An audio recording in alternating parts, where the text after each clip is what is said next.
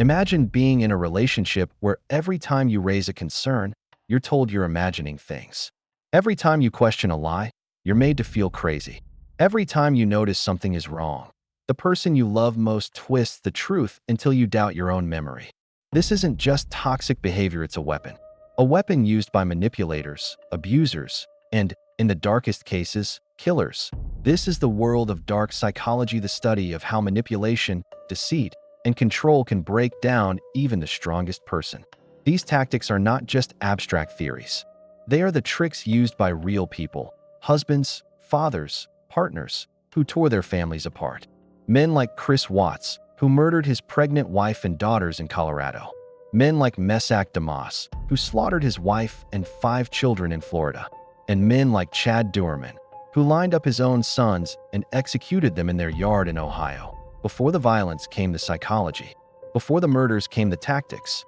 Gaslighting, love bombing, silent treatment, the charm to cruelty cycle. Each one a psychological dagger designed to weaken, confuse, and control. In this episode, we're exposing 10 of these dark psychology tricks. We'll show you how they appear not only in true crime cases, but also in everyday life, where they corrode relationships slowly, invisibly, until the damage feels irreversible. But before we dive in, I need your help. These long-form investigations take hours of research and storytelling, and the best way to keep this channel growing is with your support. So if you haven't already, hit that subscribe button and tap the bell icon so you never miss an episode. And if you want to go deeper, if you want to help choose cases, request topics, and become part of the investigation, consider joining as a member. Membership not only supports the work behind these documentaries, but it also gives you a voice in shaping what we uncover next. Now, let's begin with the first, and perhaps most destructive weapon in the manipulator's arsenal, gaslighting. Gaslighting. Gaslighting is one of the most insidious forms of psychological abuse because it attacks the very foundation of a person's reality. At its core, gaslighting is the deliberate act of making someone doubt their own memory, perception, or sanity. It begins small denial of something obvious, a dismissal of a concern, but over time, it snowballs into a suffocating fog where the victim can no longer trust their own thoughts. And when you can't trust yourself, you are left vulnerable, dependent, and easily controlled by the one person who claims to know the truth. The term comes from the 1944 film Gaslight, where a husband dims the gas lamps in their home and convinces his wife she's imagining the change. It's a chilling metaphor that has become reality for countless victims of manipulation. What makes gaslighting so devastating is that it doesn't require physical violence.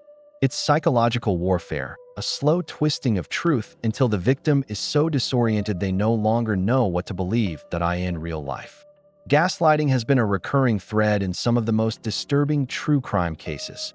Take Chris Watts. In the summer of 2018, Shannon Watts noticed her husband changing. He grew distant, cold, less affectionate. She texted him, desperate to understand what was happening. "I don't know who you are anymore," she wrote. "I don't feel like the man I married is still here." Shannon's instincts were razor-sharp. She sensed the betrayal, the hidden affair, the growing danger. But Chris responded the way gaslighters do, by minimizing her concerns, denying the truth, and suggesting she was imagining problems that didn't exist. This was classic gaslighting. He told her she was overreacting. He told her their marriage was fine. He insisted that her doubts were baseless, even as he was sneaking away to spend time with his mistress, Nichol Kessinger. Shannon's reality that her marriage was falling apart was dismissed, and in its place, Chris created a false version of reality, where she was the one being paranoid. That's how gaslighting works. It isn't about convincing the world. It's about convincing one person, the victim, that their mind cannot be trusted. Once that doubt takes root, the victim begins second-guessing themselves constantly. And once that self-doubt grows strong enough, the manipulator becomes the victim's only anchor to reality. Mesac Damas also used gaslighting in his marriage. His wife Gerline confided in friends about his controlling behavior. She told them about his demands, his paranoia, his cruelty. But when she confronted him, he told her she was exaggerating. He said she was imagining things. He flipped her concerns into accusations, painting her as irrational while he tightened his control. The manipulation was so suffocating that Gerline began doubting her own instincts. Even as those around her could clearly see the danger, the most chilling aspect of gaslighting is that it's often invisible to outsiders. From the outside, the couple may look normal, even happy. The victim may not speak up because they fear being dismissed or ridiculed, and the manipulator thrives in that silence, twisting reality behind closed doors until the victim feels completely isolated. Psychologists describe gaslighting as a form of ambient abuse that is woven into everyday interactions so subtly that it becomes almost impossible to detect. A look, a shrug, a denial each on its own may seem small, but together, they erode the victim's trust in themselves. It's death by 1,000 cuts, and the wounds are invisible in everyday life. Gaslighting can look like this. A partner denies saying something you clearly heard. They insist an event you remember never happened. They tell you you're too sensitive or overreacting when you express hurt. They flip the blame onto you, making you feel guilty for confronting them. In true crime, these tactics often escalate as the stakes grow higher. Chris Watts gaslit Shannon not just to maintain his double life, but to keep her questioning herself long enough to carry out his plan.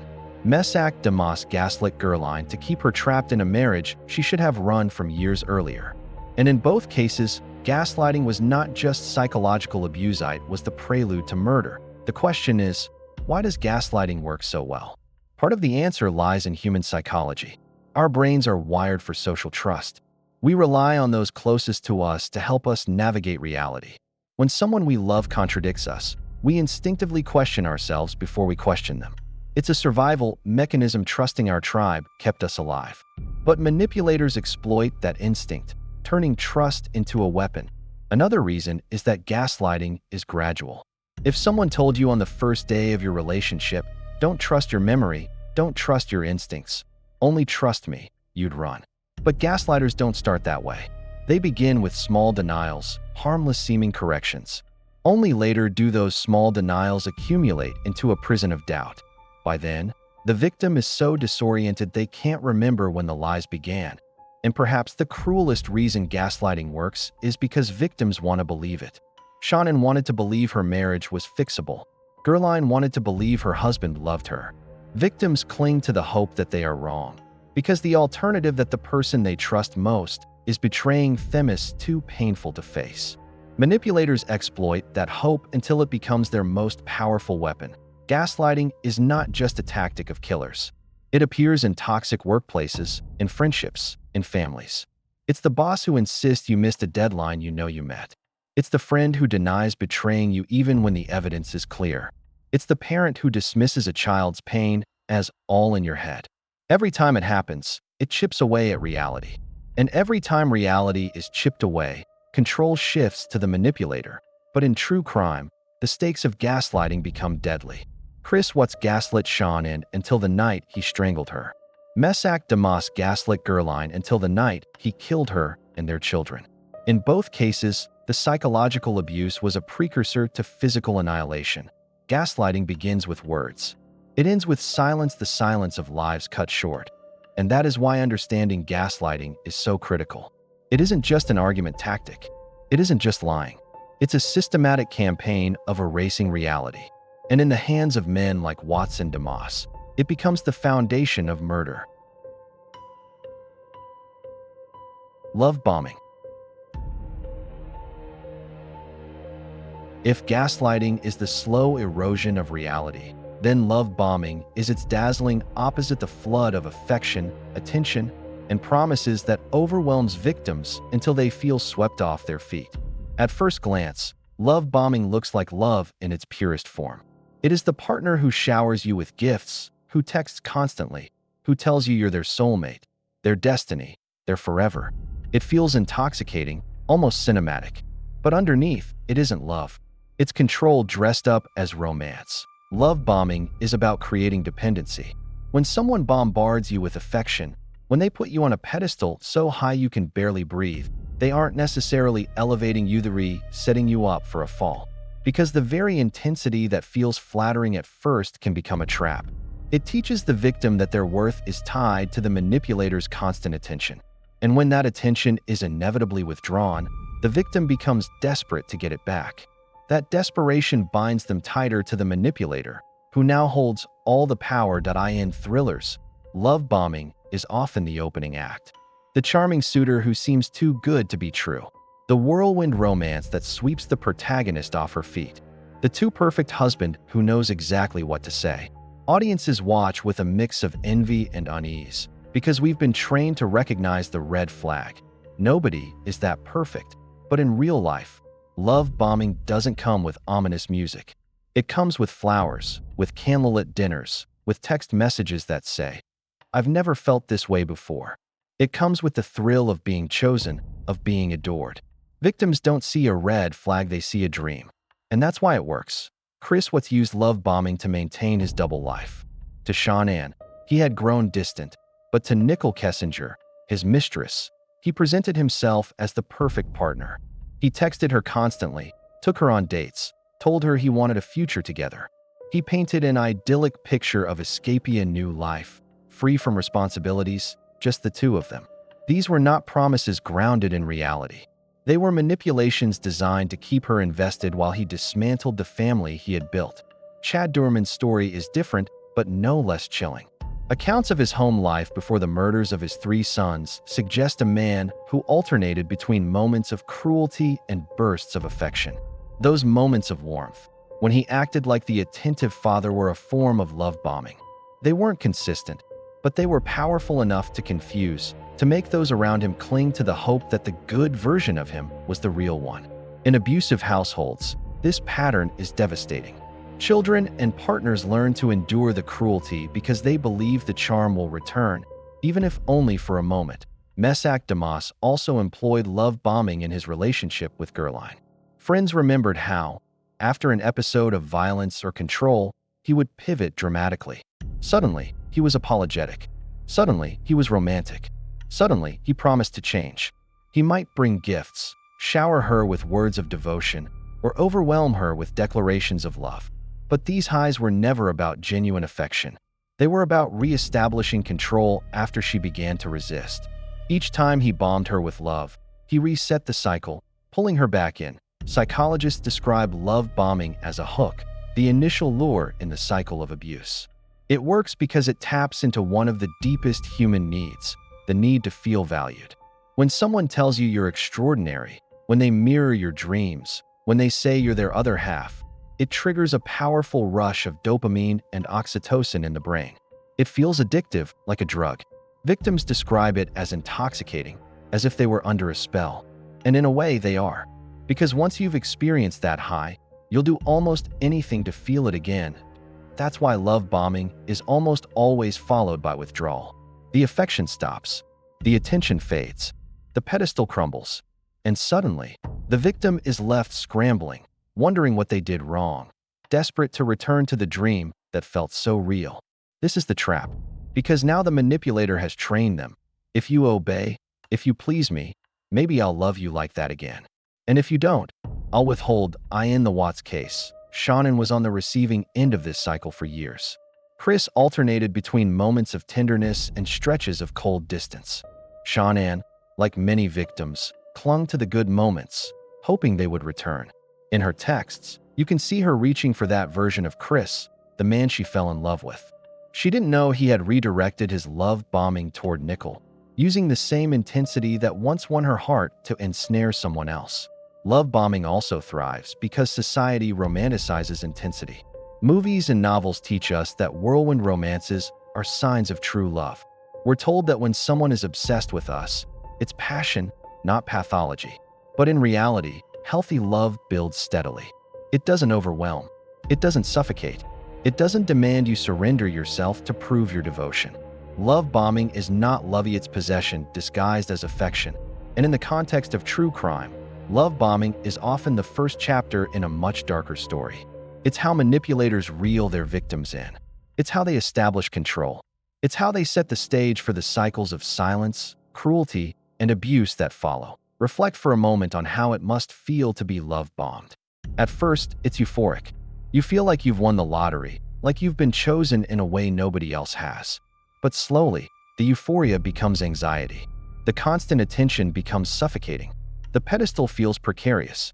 And when the love disappears, it feels like withdrawal from a drug. Victims become desperate, doing anything to win back the affection that once flowed so freely. And that desperation is what traps them in the cycle in Chad Doerman's household. His bursts of affection toward his children made the abuse all the more confusing. In Damas's marriage, his dramatic apologies pulled Gerline back in after each episode of violence. In Chris Watts's double life, his love bombing of Nichol made his betrayal of Sean all the more devastating. In each case, love bombing wasn't love. It was manipulation with catastrophic consequences. The lesson is this: if someone overwhelms you with affection at the start, if they declare you're their soulmate within weeks, if they flood you with gifts and promises that feel too good to be true, it probably is. Love takes time. Love bombing takes only calculation. Because in the end, love bombing isn't about giving love. It's about taking control. The silent treatment. If love bombing overwhelms you with affection, the silent treatment does the opposite. It starves you of it. It is one of the most passive-seeming, yet devastatingly effective weapons in the manipulator's toolkit. Silence may look harmless from the outside, no shouting, no violence, no dramatic confrontation. But for the victim, silence is a wall. It is rejection, punishment, and abandonment all rolled into one. It says, without words, you are invisible. You do not matter until I decide you do. The silent treatment is a way to exert control without lifting a finger. Instead of engaging in conversation, the manipulator withdraws. They ignore texts. They refuse eye contact. They walk past you in the house as if you don't exist. And in that void, the victim becomes desperate, apologizing for things they didn't do, begging for attention, working harder to win back scraps of affection. The manipulator doesn't need to raise their voice. Silence speaks louder than words. Chris Watts used the silent treatment in the weeks before he murdered Sean and their daughters. Sean sent him messages expressing her confusion and fear. I don't know who you are anymore. I feel like I'm losing you. Her words reveal the torment of being shut out. Chris wasn't shouting. He wasn't arguing, was withdrawing, cutting her off emotionally, leaving her isolated and insecure. Silence became his weapon, pushing her into self-doubt, making her believe she was the one at fault for his coldness. Mesac Damas was known to use silence as punishment in his marriage to Gerline. After arguments or confrontations, he would retreat into days of silence, ignoring her completely. For Gerline, this wasn't PC, it was emotional torture. It forced her into a position of always chasing, always trying to earn back his attention. Each time he finally spoke to her again, it reinforced the dynamic. He had the power, and she had to work to get it back. Chad Doerman's cruelty toward his children also carried elements of silence. Reports suggested that he created an environment where affection was inconsistent, where communication was scarce, where warmth was withheld. For children, silence from a parent is devastating. It sends the message that their very existence can be ignored. And when silence alternates with bursts of cruelty or affection, it becomes even more confusing, trapping them in a cycle of desperate hope. Psychologists describe the silent treatment as a form of emotional starvation. Humans are social creatures. We are wired to crave connection, especially from the people we love most. When that connection is withdrawn, our brains interpret it as a threat to survival. Studies have shown that social rejection activates the same areas of the brain as physical pain. In other words, being ignored literally hurts. That's why the silent treatment is so effective for manipulators. It doesn't just upset the victim, it destabilizes them. It makes them anxious, insecure, desperate. Victims often describe the silent treatment as more painful than shouting or arguments, because at least in those moments, they felt acknowledged. Silence, by contrast, is erasure. It says, you don't exist until I say you do. In everyday life, the silent treatment can appear in subtle forms. A partner who stops responding to texts for days after an argument. A parent who refuses to speak to their child as punishment. A friend who suddenly cuts contact without explanation, waiting for you to chase them. But in abusive relationships, it becomes systematic. The silent treatment is not about cooling down after a fight. It's about control. It forces the victim into submission, teaching them that their needs, their emotions, their very presence can be withheld at will.in Shanann's case. Chris's silence created confusion that you can feel in her messages. She blamed herself. She apologized. She begged for clarity. She said, "I just don't feel like I'm enough for you anymore." This was the product of silence, not screaming, not insults, but the void. Chris's cold withdrawal had trained her to question her own worth. And that is exactly what the silent treatment is designed to do. Mesac Damas' silence was equally destructive. When Gerline confided in friends about his refusal to speak to her for days, they urged her to see it as a red flag. But like many victims, she interpreted the silence as something she could fix. If she just tried harder, if she just adjusted, maybe he would break the silence sooner. That cycle of chasing, apologizing, and waiting gave Damas complete control over her emotional state. Children, too, are deeply affected by the silent treatment. For Chad Doerman's sons, silence from their father was not just absence, it was fear. When communication is inconsistent, when warmth is withheld, children learn to walk on eggshells. They learn that love is conditional, that attention must be earned. And in that atmosphere of silence and fear, cruelty thrives. The danger of the silent treatment is that it is invisible to outsiders. From the outside, silence doesn't look like abuse. There are no bruises, no screaming matches, no broken dishes.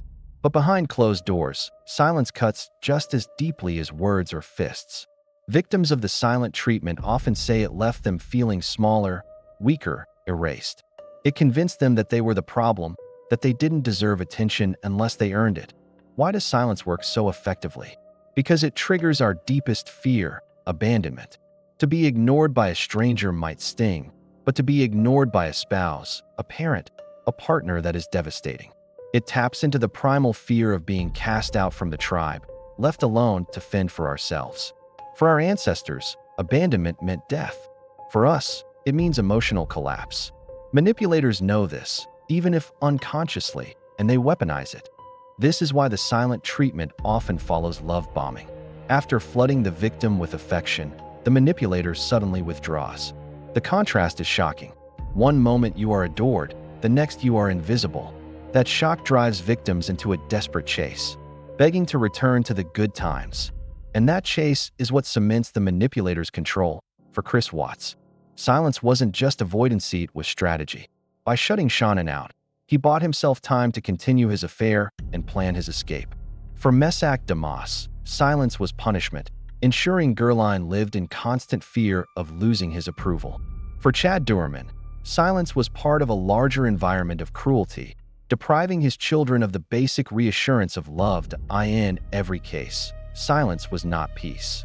It was violence by another name. And that is why the silent treatment is one of the deadliest tricks in the manipulator's book. It may not leave visible scars, but it leaves wounds that can last a lifetime. Victims emerge from silent treatment cycles doubting themselves, questioning their worth, desperate for validation. And in some cases, as we've seen, silence is the prelude to far darker acts. The lesson is clear: silence is not always golden.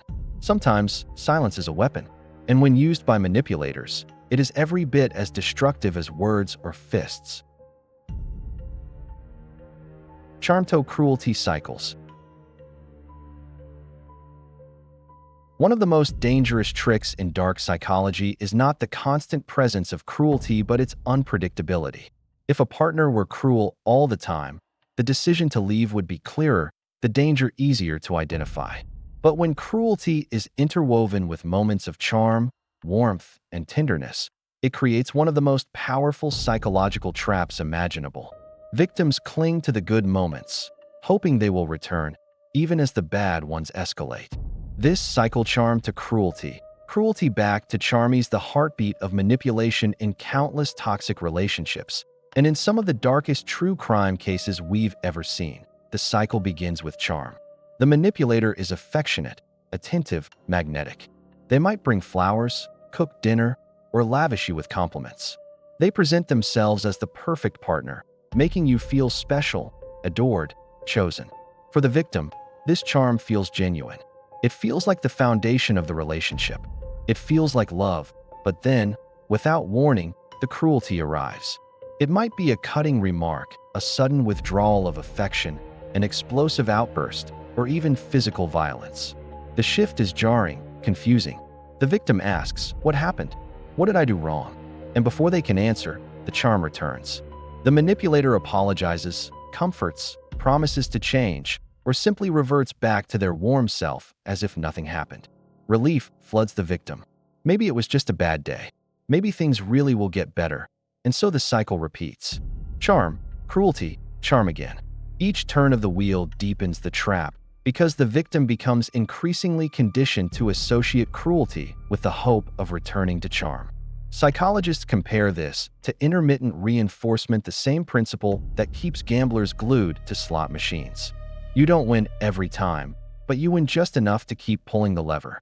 In relationships, victims don't receive love consistently, but they receive it just enough to keep trying, to keep believing, to keep hoping. Chris Watts's behavior towards Shannon reflected elements of this cycle. In family videos shared on social media, Chris appeared charming, affectionate, even playful with Shannon and their daughters. He smiled for the camera, hugged his children, kissed his wife. But behind closed doors, he grew cold and distant, pulling away emotionally and physically. Shannon's texts revealed her confusion at this cycle. Why did he sometimes feel present and other times feel like a stranger? Why was he warm one moment and icy the next? The inconsistency was its own form of cruelty, keeping her off balance, always chasing the man she thought she knew. Chad Doerman's home life also bore signs of this pattern. Reports suggested he alternated between moments of apparent warmth and terrifying cruelty toward his sons. For children, this unpredictability is devastating. They never know which parent they will encounter, the loving father or the cruel tyrant. That uncertainty breeds fear, but it also breeds hope. A child who experiences cruelty all the time may give up, but a child who sometimes experiences love clings desperately to those moments, hoping the good parent will come back. This cycle doesn't just confuse conditions. It wires the brain to equate love with instability, making escape far more difficult. Mesac Damas was infamous for his charm to cruelty cycles. Friends of Gerline described how he could be doting one day and domineering the next. After episodes of violence, he often pivoted dramatically, showering her with affection, apologies, and promises of change. These swings weren't random, they were calculated. By alternating cruelty with charm, he ensured Gerline remained invested, hopeful, and trapped. Each act of charm erased or at least blurred the memory of cruelty, resetting the cycle again and again until it ended in catastrophe. Why does this cycle work so effectively? Because human beings are wired for hope. Victims don't want to believe their partner is cruel. They want to believe in the good moments, in the charm, in the promise of love. They want to believe the cruelty is temporary, a mistake, something that can be fixed. Manipulators exploit this hope, dangling it like bait. And the more inconsistent the affection, the more powerful the hope becomes. Psychologists call this trauma bonding, when victims develop deep emotional attachment to their abusers precisely because of the unpredictable alternation of cruelty and care in everyday life. This cycle might look like this: a partner who insults you one day, then showers you with affection the next. A boss who berates you in public, then praises you in private. A friend who disappears for weeks, then returns with overwhelming warmth. The inconsistency keeps you hooked, because you never know which version of the person you'll get. And when the charm returns, the relief is so powerful that it overshadows the cruelty that came before. For Shannon Watts, the charm to cruelty cycle was devastating. Chris's distance made her question herself, but his occasional warmth gave her hope. Her texts show a woman torn between doubt and faith, between fear and love. For Chad Doerman's sons, the cycle of charm and cruelty wasn't just confusing, it was terrifying, leaving them emotionally defenseless. For Gerline Damas, the cycle pulled her back into a marriage that was killing her long before her life was taken. The most chilling aspect of the charm to cruelty cycle is that it often escalates. At first, the cruelty may be subtle, a cold shoulder, a dismissive comment. But over time, it grows. The insults become harsher. The silences become longer. The outbursts become violent. And yet, the charm always returns, just enough to convince the victim to stay. By the time the cruelty reaches its peak, the victim is so conditioned, so bonded, that leaving feels impossible. This is why experts say the cycle is one of the most dangerous forms of manipulation. It doesn't just trap victims in abusive relationships, it conditions them to accept escalating cruelty. It normalizes the abnormal. It turns abuse into routine. And in the darkest cases, like Watts, Doerman, and Damas, it sets the stage for murder. Reflect on this. Love is not supposed to be unpredictable. Affection is not supposed to be conditional. But when charm alternates with cruelty, victims learn to mistake instability for passion, volatility for love. And once that confusion takes root, it can take years to untangle. The truth is simple, but difficult to accept. Love that comes in cycles of cruelty is not love at all. It is control, manipulation, and, in some cases, the precursor to violence. Because when charm becomes a mask, cruelty always waits behind it. Triangulation. If gaslighting breaks down your sense of reality, and the charm to cruelty cycle keeps you off balance, triangulation introduces a third element into the relationship. It is one of the most powerful and destabilizing tools of manipulation because it doesn't just pit you against your partner, it pits you against someone else, turning love and trust into competition. At its core, triangulation is simple. The manipulator brings in a third party to shift the balance of power. It could be an ex, a coworker, a family member, a friend, or even a stranger. By comparing you, by talking about someone else, by creating a triangle instead of a partnership, the manipulator ensures that you are always fighting for their attention, their approval, and their validation. And like many dark psychology tactics, triangulation shows up again and again, in both everyday relationships and in the most disturbing true crime cases. Scott Peterson's affair with Amber Frey is one of the clearest examples of triangulation in modern true crime. While his wife Lacey was 8 months pregnant, Scott was carrying on a secret relationship with Amber, telling her he was a widower whose wife had died months earlier. To Amber, he presented himself as a grieving man in need of love. To Lacey's family, he presented himself as the concerned husband. This double narrative wasn't just deceit, it was triangulation. By lying to Amber, by keeping Lacey in the dark, by manipulating both women simultaneously, Scott placed himself at the center of a triangle where he controlled the flow of information, the balance of emotions, and the ultimate outcome. Chris Watts engaged in a similar form of triangulation with Nichol Kessinger. To Shanann, he offered silence, withdrawal, and denial. To Nichol, he offered affection, promises, and a future. He played two women against each other without their knowledge, creating a hidden triangle that destabilized both relationships. For Shanann, the absence of affection was confusing and painful. For Nichol, the flood of affection was intoxicating. For Chris, the triangle was power until it all collapsed under the weight of lies. Mesac Damas also used triangulation in his marriage to Gerline, though in a different way. He often compared her to other women, telling her she wasn't good enough, that she didn't measure up. These comparisons weren't just cruel.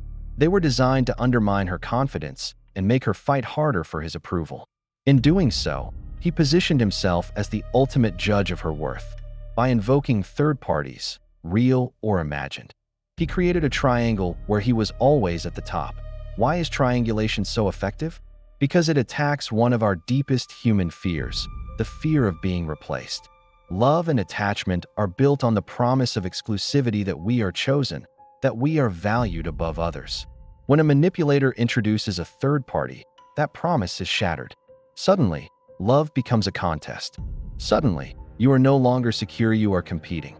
And competition, in relationships, is poison. Psychologists describe triangulation as a tactic of divide and conquer.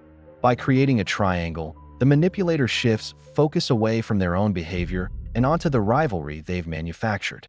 Instead of confronting the manipulator's lies, the victim becomes consumed with winning back attention, proving their worth, or outshining the rival. The manipulator sits back, watching the struggle, secure in the knowledge that as long as the victim is fighting for them, they remain in control in everyday life.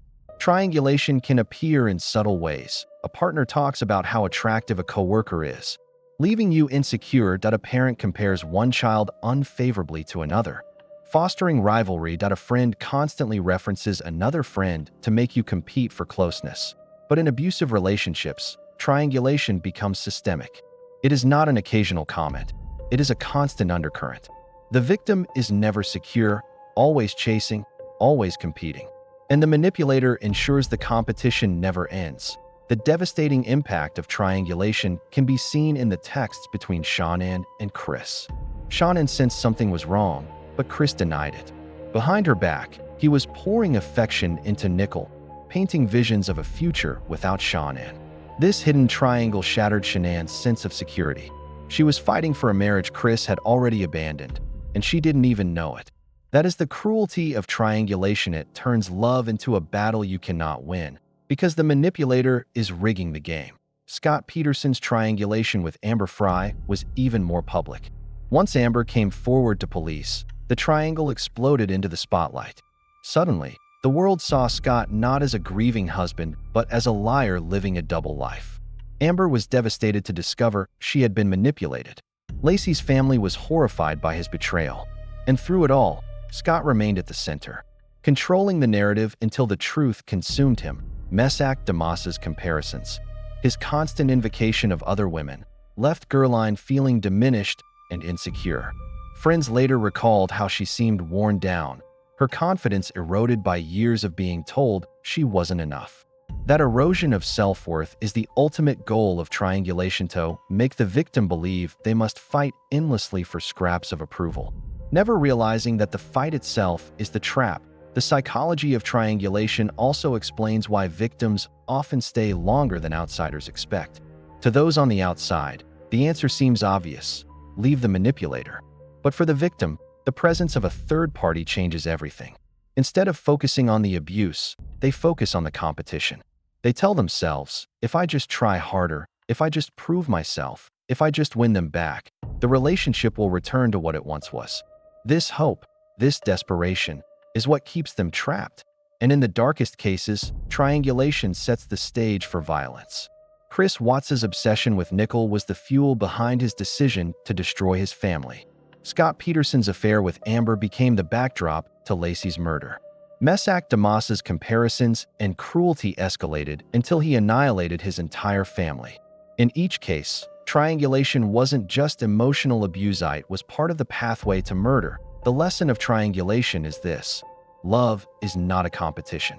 Affection is not a prize to be won. When someone introduces a third party into your relationship as a weapon, whether through affairs, comparisons, or lies, they are not loving you. They are controlling you. And the longer the triangle persists, the more trapped you become. Because in the end, triangulation is not about love. It is about power. And when power becomes the foundation of a relationship, destruction always follows. Intermittent reinforcement. Imagine playing a slot machine. You pull the lever once, nothing. Again, nothing. Then suddenly bells, lights, coins. You win. The rush floods your brain with dopamine, and you're hooked. You don't know when the next one will come, but you keep playing because you know it will come eventually. This is the essence of intermittent reinforcement, and manipulators use it with the precision of a casino. It is one of the most addictive, disorienting, and destructive tactics in dark psychology. Intermittent reinforcement means that rewards, love, affection, approval are given inconsistently. Sometimes the manipulator is warm and loving. Sometimes they are cold and cruel. Sometimes they offer validation. Sometimes they withdraw it completely. The inconsistency is the hook. If love were absent all the time, leaving would be easier. If love were constant, abuse would be obvious. But when love comes in unpredictable bursts, victims become addicted, always chasing the next hit, always pulling the lever in the hope that this time affection will return. Psychologists have long studied this effect.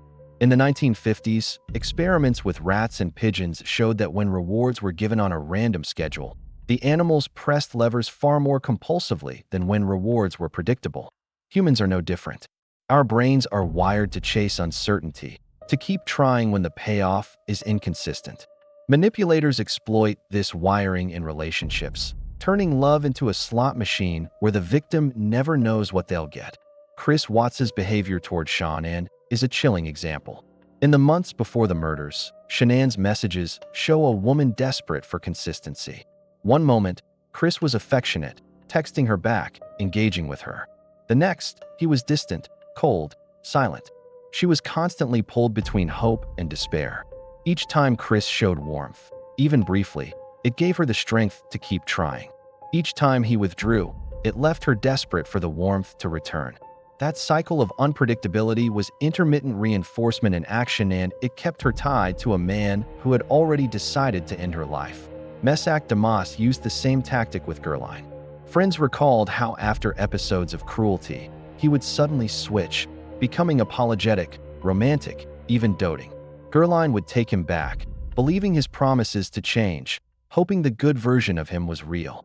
But the good moments never lasted. They were bait, designed to reset the cycle, to keep her hooked. Each burst of affection reinforced her hope, even as the cruelty escalated. Chad Doerman's sons experienced this dynamic as well. Reports suggested that his behavior alternated between cold distance and occasional warmth. For children, that inconsistency is particularly damaging. A child will cling desperately to even the smallest moments of affection, enduring cruelty in the hope of winning back love. This is the tragedy of intermittent reinforcement. It teaches victims to mistake unpredictability for love, to equate instability with hope. Why is intermittent reinforcement so powerful? Because it hijacks the brain's reward system. Predictable rewards are satisfying, but unpredictable rewards are addictive. They create what psychologists call a dopamine loop, a cycle of anticipation, disappointment, and reward that keeps the brain hooked. Victims of intermittent reinforcement describe it as an obsession. They can't stop thinking about the manipulator. They can't stop hoping the good version will return. They can't leave, because leaving means giving up the chance of another hit of love.in everyday life. Intermittent reinforcement might look like this: a partner who is affectionate one day, distant the next, a friend who praises you occasionally but ignores you most of the time, a boss who alternates between recognition and criticism without reason. But in abusive relationships, the stakes are much higher. The victim's entire emotional world becomes tied to the manipulator's unpredictable approval. Their self-worth rises and falls on the whims of another person. They stop trusting their own instincts and start living for the moments of validation that keep them hooked. For Shannon, Chris's bursts of warmth were devastatingly effective. Each time he showed affection, it rekindled her hope, making her fight harder for their marriage. For Gerline, Damas's sudden apologies and love kept her trapped in a marriage that was slowly killing her. For Doerman's children, the rare glimpses of warmth made the cruelty all the more confusing. In every case, intermittent reinforcement created a prison without bars, a cage built from hope and fear. The cruelty of this tactic is that it makes victims blame themselves. When love is inconsistent, victims assume it's their fault. They tell themselves, if I just try harder, if I just do better, maybe the love will return. They don't realize the inconsistency is deliberate. They don't realize the manipulator is controlling the schedule of rewards, just like a casino controls the slot machines. This is why experts call intermittent reinforcement one of the most dangerous forms of psychological abuse. It doesn't just trap victims, it rewires their brains. It creates trauma bonds so strong that victims feel unable to leave, even when the relationship is clearly destroying them. And in the darkest cases, intermittent reinforcement lays the groundwork for violence. Chris Watts's alternating affection and coldness kept Shannon tied to him until the night he killed her. Mesac Damas's cycle of cruelty and apology kept Gerline in a marriage that ended in annihilation. Chad Doerman's inconsistency taught his children to cling to hope in a home that became their prison. In each case, intermittent reinforcement was not just emotional abuse. It was the prelude to tragedy. The lesson is harsh but clear: love should not feel like a slot machine. If affection comes unpredictably, if warmth alternates with cruelty, if validation feels like a prize you must earn, you are not in love. You are being controlled. And the longer you pull the lever, the harder it becomes to walk away. Because in the end, Intermittent reinforcement doesn't build love. It builds addiction. And like all addictions, it consumes everything until nothing is left. Projection and blame shifting. Of all the tricks in the manipulator's playbook, projection is one of the most disorienting. It is the act of accusing someone else of the very behaviors you are guilty of yourself. It is taking your own flaws, your own lies, your own betrayals, and placing them squarely on the shoulders of the person you're hurting. Projection is more than hypocrisy. It is a psychological sleight of hand, a way to deflect blame, confuse the victim, and shift the narrative away from the truth. Paired with projection is blame shifting, the constant redirection of responsibility. When something goes wrong, it's never the manipulator's fault. It's always the victim's or someone else's. These tactics serve the same purpose. They keep the manipulator untouchable, while the victim is left defending themselves. The manipulator slips away from accountability in everyday arguments. Projection might sound like this. The cheater accuses their partner of being unfaithful. The liar calls their spouse dishonest. The abuser says, "You're the one with anger issues." These accusations land like bombs because they come with a sting of irony. Victims know the accusations aren't true, but the certainty with which they are delivered creates doubt, confusion, and a desperate need to prove innocence. Chris Watts was a master of projection in the final weeks of his marriage. In text after text, Shannon pleaded for answers, for clarity, for love. And Chris's response? He told her she was too controlling, too demanding, too critical. He accused her of suffocating him, of pushing him away. All the while, he was the one lying, withdrawing, hiding an affair, and plotting her death. By projecting his flaws onto Shannon, he forced her to defend herself instead of holding him accountable. The cruel irony is that while Shannon begged to save their marriage, Chris positioned himself as the victim, the man trapped by a controlling wife. Mesac Damas also wielded projection like a weapon. Friends recalled how he accused Gerline of betraying him, of not being loyal enough, of disrespecting him. Yet he was the one violating trust, controlling her, isolating her, manipulating her, and ultimately ending her life. By projecting his own insecurities and cruelties onto her, he created a dynamic where she was always on the defensive, always trying to prove her love, always taking responsibility for his sins. Projection works because it destabilizes the victim's sense of justice. Human beings are wired to seek fairness. When accused of something untrue, our instinct is to defend ourselves, to explain, to prove our innocence. But in doing so, we fall into the manipulator's trap. We stop asking, "Why are you lying?" and instead ask, "How can I prove I'm not the liar you say I am?" The narrative shifts entirely, and the manipulator walks away unscathed. Blame shifting adds another layer to this dynamic. For manipulators, nothing is ever their fault. If they cheat, it's because you weren't affectionate enough. If they lie, it's because you're too sensitive. If they explode in anger, it's because you provoked them. Every wrong becomes the victim's responsibility. And after enough repetitions, victims begin to internalize that blame. They start to believe they are, in fact, the problem. Chris Watts used blame shifting to justify his affair to himself. In his mind, Shannon was the reason he was unhappy, the reason he needed to seek love elsewhere. He ignored the truth that he was the one betraying vows, abandoning his family, lying every day. Instead, he constructed a false reality where she was the villain and he was the man trapped in a loveless marriage. That delusion allowed him to continue his double life without confronting the guilt. Chad Doerman's cruelty toward his children was also laced with projection and blame shifting. Reports suggested he often framed his behavior as a response to being disrespected or not obeyed. In his mind, he wasn't the problem, the children were. By shifting blame onto them, even in moments of unimaginable abuse, he protected his own ego from confronting the horror of what he was doing. Mesac Damas followed the same script. When confronted with his abuse, he told Gerline she was the one ruining the marriage, that she was ungrateful, that she didn't respect him as a husband. In reality, he was destroying her emotionally, isolating her, and plotting her murder. But in his mind, the blame was hers. Projection allowed him to cast himself as the victim, even as he annihilated his family. The psychology behind projection is rooted in defense mechanisms. Sigmund Freud first described projection as a way the human mind protects itself from guilt and anxiety. By attributing unacceptable feelings to someone else, the manipulator avoids facing their own flaws. But in abusive relationships, projection becomes weaponized.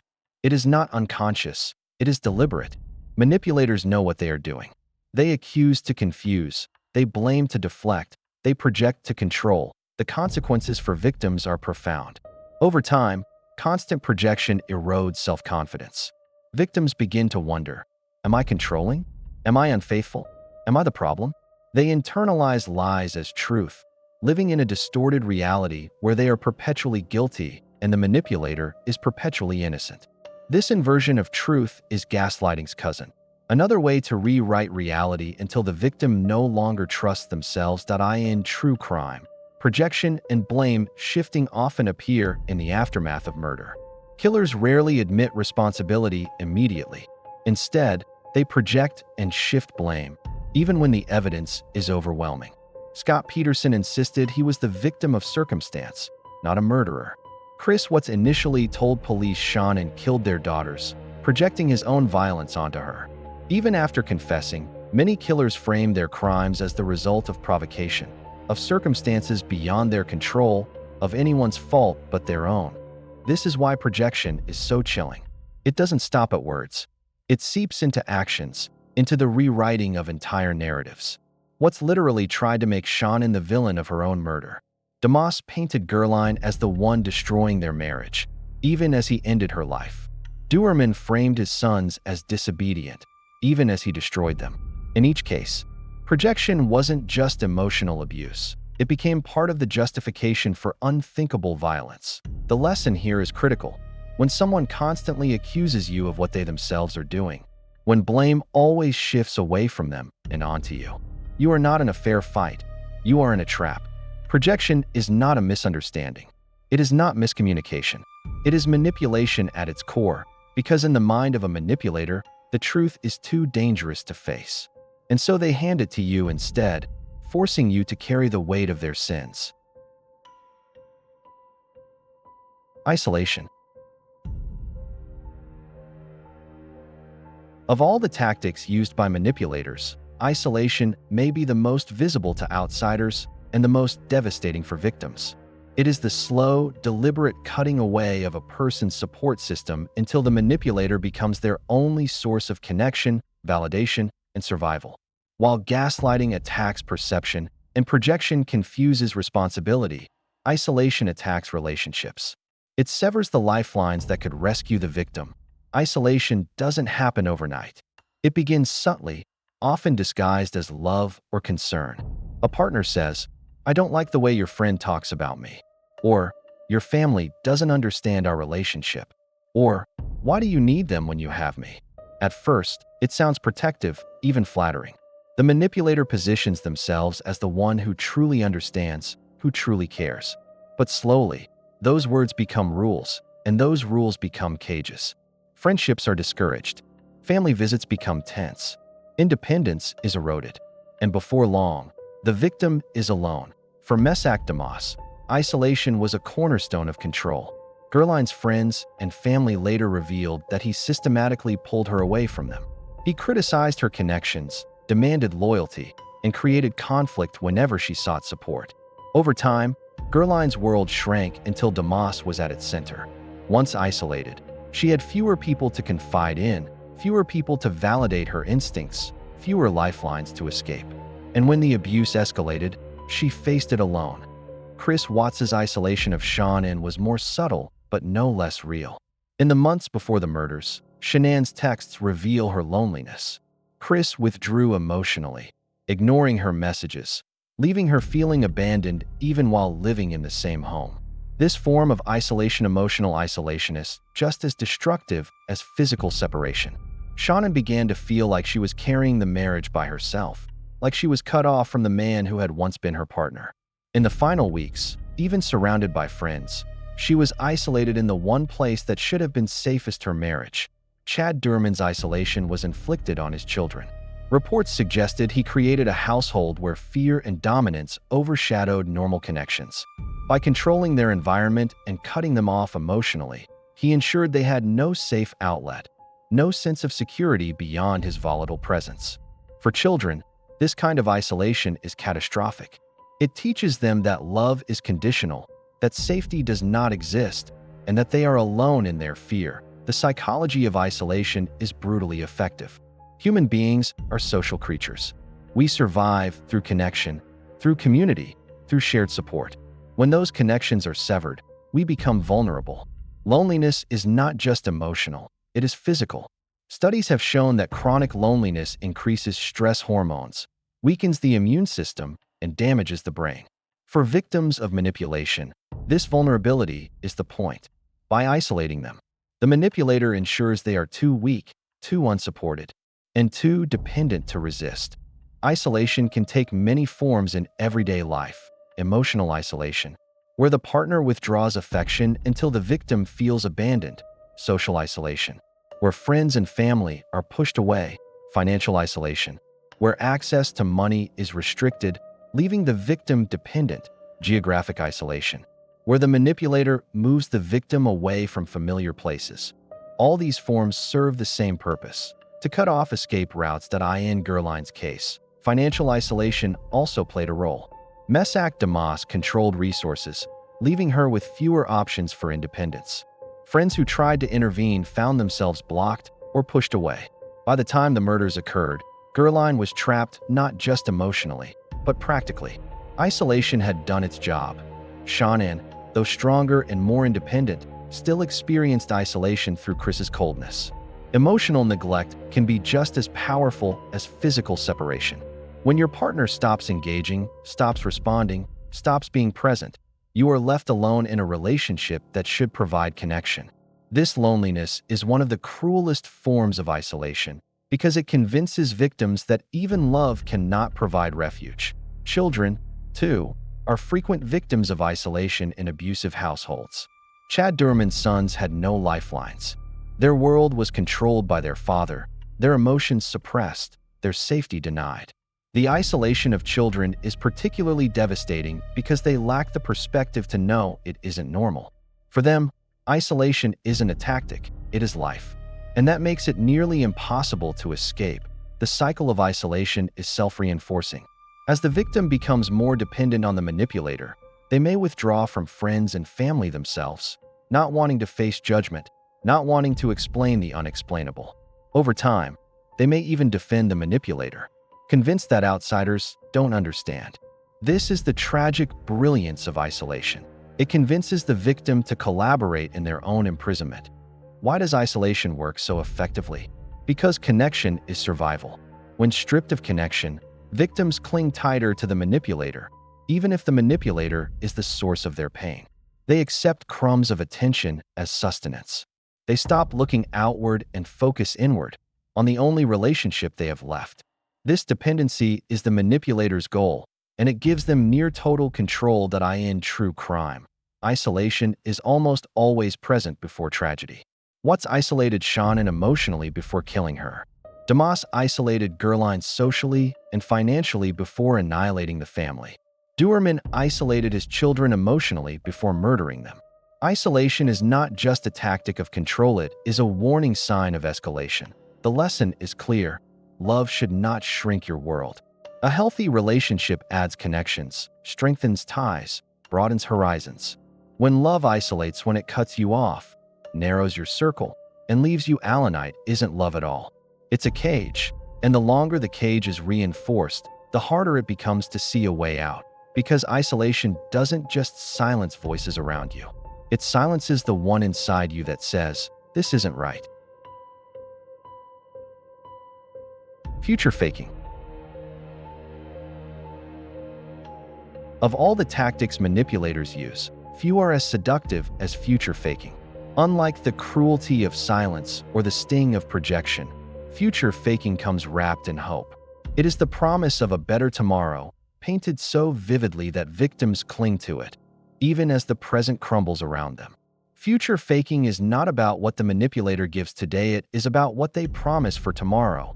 A tomorrow that will never come. At its core, future faking is manipulation through dreams. The manipulator talks about marriage, children, vacations, new homes, new lives. They sketch out a vision so appealing that the victim becomes invested, emotionally, and sometimes even financially, in a life that exists only in words. Once that investment is secured, the manipulator can do whatever they want in the present, withdraw affection, lie, cheat, betray because the victim is hooked on the dream.in thrillers. Future faking often appears as the charming con artist who promises a life of luxury, or the too perfect partner who talks about a shared future but never delivers. Audiences watch with suspicion, knowing the promises are empty. But in real life, the lines are blurrier. Victims want to believe. They want to believe in love, in change, in possibility. That hope blinds them to the fact that the future being promised is nothing more than a smokescreen. Chris Watts was a future faker. To Nichol Kessinger, his mistress, he painted a picture of a new life together. He told her he was divorcing Shannon. He told her they could start fresh, free from obligations. He told her a future was waiting just around the corner. But those promises were never real. They were bait, designed to keep her invested while he orchestrated a horrific plan. For Shannon, too, Chris dangled a false future. In their counseling and conversations, he hinted that things could improve, that their marriage could recover, even as he had already decided to end it violently. He straddled two futures, one with his mistress, one with his wife, and in the end, neither was true. Scott Peterson engaged in future faking with Amber Frey. He told her he wanted a life with her. He spoke about their future together even while Lacey was alive and pregnant. His words weren't just lies, they were weapons. They secured Amber's trust, her love, her investment in him, even as he betrayed her and his wife simultaneously. The false promises were so convincing that Amber believed she was building a future with a widower, when in fact she was being used as a pawn in a deadly game. Mesac Damas used future faking to pull Gerline back into his orbit after episodes of abuse. He would promise to change, to be a better husband, to build a better life. He spoke about what their family could be, what their marriage could become, if only she forgave him one more time. Each promise reignited her hope. Each word kept her tied to him. Each dream became another chain. But none of it was real. His promises were illusions, designed to keep her from leaving until it was too late. Why does future faking work so powerfully? Because hope is one of the most potent forces in the human heart. We are wired to believe in tomorrow, to look ahead, to dream of something better. Hope allows us to endure hardship, to survive pain, to keep moving forward when the present feels unbearable. Manipulators exploit that hope, twisting it into a weapon. They use the victim's natural optimism against them, trapping them in a cycle of waiting for a future that never arrives. Psychologists explain this tactic through the concept of delay discounting. Humans are willing to accept less in the present if they believe a greater reward is coming in the future. A manipulator who promises marriage may keep a partner content even while treating them poorly now. A manipulator who promises change may keep their spouse from leaving, even as the abuse escalates. The dream of tomorrow becomes so alluring that it overshadows the pain of today's everyday life. Future faking can look like this. A partner who promises marriage but never proposes. A boss who promises promotions that never come. A friend who promises help that never materializes. But in abusive relationships, future faking is far more sinister. It keeps victims tied to manipulators long after they should have left. Each broken promise is replaced with a new one, and each new one renews the cycle of hope. Victims tell themselves, maybe next time. Maybe this time he means it. They live in a perpetual tomorrow, never realizing that tomorrow will never arrive. The cruelty of future faking is that it makes victims complicit in their own entrapment. They invest in the dream. They make plans. They defend the manipulator to friends and family, insisting that change is coming, that love will prevail. And when the dream collapses, they are left not only with betrayal, but with shame. Shame for having believed, shame for having hoped, shame for having built their life on empty promises. Chris Watts' promises to Nichol Kessinger were future faking at its deadliest. His words convinced her he was serious about leaving his marriage, about starting anew. In reality, his promises were smoke, covering the fire of his murderous intent. Scott Peterson's promises to Amber Frey were the same words designed to secure her trust while he carried out a plan that would end his wife's life. Mesac Damas's promises to Gerline kept her bound to a marriage that ultimately destroyed her and her children. In each case, future faking wasn't harmless, it was lethal. The lesson of future faking is this: love is proven in the present, not promised in the future. If someone's words about tomorrow never align with their actions today, those promises are not love, they are manipulation. And the longer you cling to them, the more dangerous they become. Because in the end, the future is not something a manipulator intends to build with you. It is something they use to control you while they destroy the present. Devaluation and discard. Every manipulator's cycle has a final stage.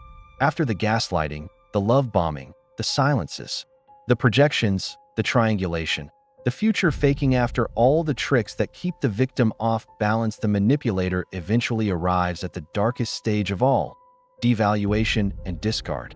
This is when the mask comes off completely. The victim, once adored and pedestalized, is reduced to nothing in the manipulator's eyes. And once devalued enough, the victim is often discarded, sometimes through abandonment, sometimes through violence, sometimes, as we've seen in true crime, through annihilation. Devaluation begins subtly. Compliments fade. Criticism grows. Where once the manipulator praised, now they ridicule. Where once they promised, now they blame. The victim, who once felt like the center of their world, now feels invisible, inadequate, worthless. It is a deliberate process designed to break down the last remnants of self-worth. For Chris Watts, this stage was painfully evident in his treatment of Sean and in the final weeks of her life. Once, he had been attentive, playful, affectionate. But as he sank deeper into his affair, he began rewriting Shanann's identity in his mind. No longer was she the loving wife and mother of his children, began portraying her as controlling, suffocating, the problem. In police interrogations, in his own letters from prison, he devalued her memory, claiming she was difficult, that she pushed him, that he was trapped. This rewriting of Shanann's identity wasn't just cruel, it was part of the devaluation process that allowed him to rationalize murder. Mesac Damas also devalued Gerline before destroying their family. Friends recalled how he belittled her, insulted her, chipped away at her confidence.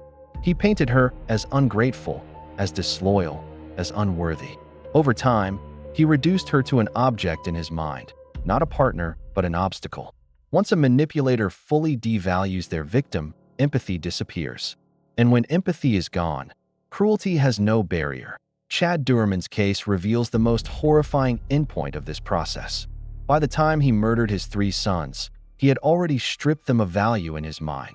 Reports suggested he treated them with disdain, cruelty, and detachment. For a parent to execute their own children, they must first erase their humanity in their own eyes. This is devaluation at its most extreme, the complete rewriting of a loved one from a person into an expendable object. And once someone is fully devalued, discarding them becomes possible. Psychologists call this stage objectification. In healthy relationships, partners remain human in each other's eyes, flaws and all. But manipulators, especially those with narcissistic or psychopathic traits, view people as tools. When a tool no longer serves its purpose, it is discarded. Victims who were once idealized as perfect become demonized as worthless.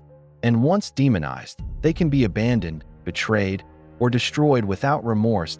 In everyday relationships, discard may look like sudden ghosting, abandonment, or betrayal. A partner who once promised forever disappears overnight. A friend who once leaned on you cuts all contact. A boss who once praised you suddenly fires you without warning. The victim is left bewildered, wondering how they went from cherished to discarded in the blink of an eye. But in abusive relationships, discard often escalates. For Chris Watts, discard meant murder. For Mesac Damas, discard meant annihilation. For Chad Doerman, discard meant executing his own children. In each case, the manipulator had so thoroughly devalued their loved ones that they no longer saw them as people deserving of life. Why does devaluation and discard happen? Because manipulators are never satisfied. No amount of love, devotion, or sacrifice is enough. Eventually, the victim's humanity becomes inconvenient, their needs become intolerable, their existence becomes disposable. And once the manipulator no longer gains what they want from the relationship, admiration, control, validation, they move on, leaving destruction in their wake. For victims, this stage is devastating because it erases the entire history of the relationship. All the love bombing, all the promises, all the shared dreams are rewritten as lies. Victims are left not only with betrayal, but with the unbearable question, was any of it ever real? That question haunts survivors long after the discard. The truth is that in the manipulator's mind, none of it was real, not the charm, not the promises, not the love. It was all conditional, all transactional, all part of the cycle. Once the victims ceased to serve their purpose, they were devalued and discarded. This is why experts say devaluation and discard are the most dangerous stages of abuse. It is the point where the manipulator has nothing left to gain and nothing left to lose. It is the point where violence is most likely. And it is the point where, as we've seen in these cases, lives are often cut short. The lesson is clear. Love does not devalue. Love does not discard. Real love endures through flaws and imperfections. When someone begins to chip away at your worth, when they begin to portray you as worthless, when they begin to erase your humanity, that is not love. That is a warning sign of something darker. Because once someone can convince themselves you are worthless, they can convince themselves you are disposable. And once you are disposable in their eyes, anything becomes possible, even murder. Reflection and call to action. When we step back and look at the 10 tactics we've just explored: gaslighting, love bombing, the silent treatment, charm to cruelty cycles, triangulation, intermittent reinforcement, projection, isolation, future faking, and finally, devaluation and discard, a chilling pattern emerges. Each one of these tricks is powerful on its own, but together, they form a cycle. It is the cycle of manipulation, the architecture of abuse, the step-by-step dismantling of a person's reality until they are left powerless. This is what dark psychology looks like in everyday life. It isn't always blood on the walls or screaming in the night. Sometimes it is quieter. Sometimes it is words or silence or promises. Sometimes it is a smile that comes right before the cruelty or a dream dangled like a carrot, always out of reach. These tactics work because they prey on what makes us human: our need for love, our fear of abandonment, our hope for tomorrow, our trust in those we care about. But when those human instincts are exploited by manipulators, the results can be devastating. And in the darkest cases, like Chris Watts, Mesac Damas, and Chad Doerman, the cycle of manipulation did not stop at psychological abuse. It ended in murder. Chris Watts gaslit Sean until she doubted her own instincts. He withdrew into silence, projected his flaws onto her, isolated her emotionally, and dangled a false future with his mistress. By the end, he had so thoroughly devalued Sean in his mind that he could discard her and their children entirely. His crimes shocked the world not only because of their brutality, but because they showed just how far manipulation can go when left unchecked. Mesac Damas used almost every tactic in the book with Gerline. He love-bombed her after episodes of abuse, isolated her from her family, projected his flaws onto her, and promised change that never came. Each trick pulled her back into the cycle. Each trick eroded her confidence. Each trick bought him more control. And when the cycle reached its end, he discarded her and their 5 children in the most final way possible, through annihilation. Chad Doerman's cruelty toward his sons was wrapped in silence, inconsistency, and isolation. He created a home where affection was scarce, fear was constant, and hope was a rare commodity. For his children, love became a gamble, a slot machine of unpredictability. And when he devalued them enough in his mind, he discarded them completely in an act so monstrous it still defies comprehension. The point here is not just that these men used dark psychology. The point is that dark psychology is everywhere. It is not confined to killers. It appears in toxic workplaces, in dysfunctional families, in manipulative friendships, in controlling relationships. The same tricks that can escalate to murder also destroy lives quietly every day, leaving behind scars that may never heal. So what do we do with this knowledge? The first step is awareness. By naming these tactics, by exposing them, we take away some of their power. If you recognize gaslighting for what it is, it loses its sting. If you see love bombing as manipulation, you won't confuse it with love. If you understand the charm to cruelty cycle, you won't cling to the hope that the good version is the real one. Awareness creates armor. Awareness creates choice. The second step is reflection. Ask yourself, have you seen these tactics in your own life? Have you been on the receiving end of gaslighting, silent treatment, or triangulation? Have you found yourself chasing someone's affection like a gambler chasing a jackpot? These questions are not easy to ask because the answers can be painful. But reflection is how we break cycles. It is how we reclaim our reality. The third step is compassion, not just for victims of crime, but for victims of everyday manipulation. It is easy to judge from the outside. It is easy to say, why didn't she leave? Why didn't he walk away? But once you understand the cycle of abuse, once you see how each tactic builds on the last, you realize it is not so simple. Victims are not weak, they are trapped in a system designed to keep them there. They need empathy, not judgment. They need support, not shame. And the final step is vigilance. Because dark psychology doesn't always wear a mask. It doesn't always look like a monster. Sometimes it looks like the perfect partner, the perfect parent, the perfect friend. Sometimes it smiles while it destroys. Sometimes it wears a suit, or a wedding ring, or even a badge. We must remain vigilant, not paranoid, but aware that manipulation can lurk in the places we least expect. When you understand the tactics, you can see the patterns. When you see the patterns, you can protect yourself. And when enough of us are armed with awareness, perhaps fewer tragedies will escalate to the level of Watts, Damas, and Doerman. So as we close this episode, let me leave you with a truth. Love should never confuse you. Love should never make you doubt your reality, or your worth, or your sanity. Love should never be conditional, inconsistent, or weaponized. Real love builds, it doesn't erode. Real love strengthens, it doesn't isolate. Real love values, it doesn't discard. If your relationship feels like a puzzle you can never solve, if it feels like a game where the rules keep changing, if it feels like a cycle of charm and cruelty, you may not be experiencing love. You may be experiencing manipulation. And recognizing that may be the first step to reclaiming your life. Before we move on, I want to thank you for staying with me through this deep dive. These episodes are long, detailed, and sometimes difficult to hear, but they matter. They matter because awareness can save lives. If this resonated with you, if it gave you clarity, if it opened your eyes, I ask you to do one thing. Share it. Share it with someone who might need to hear it. And if you haven't already, hit that subscribe button and tap the bell icon. These stories are not just entertainment, they are lessons. They are warnings. They are truths that need to be heard. By subscribing, you ensure you won't miss the next episode. And for those who want to go deeper, I invite you to join as a channel member. Membership helps keep these long-form investigations alive, and in return, you'll get access to exclusive perks. You'll be able to suggest cases, vote on future episodes, and get behind-the-scenes updates on the research process. Think of it as becoming part of the investigation yourself, shaping the direction of this channel as we uncover more dark truths. Because in episode 3, we'll take the next step, examining the psychology of men who snap. We'll ask what drives ordinary fathers and husbands to annihilate their families.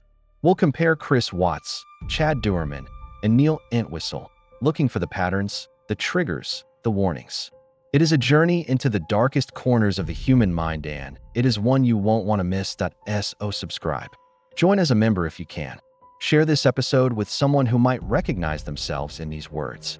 And above all, remember, knowledge is protection, awareness is defense, and truth, no matter how dark, is the first step toward light.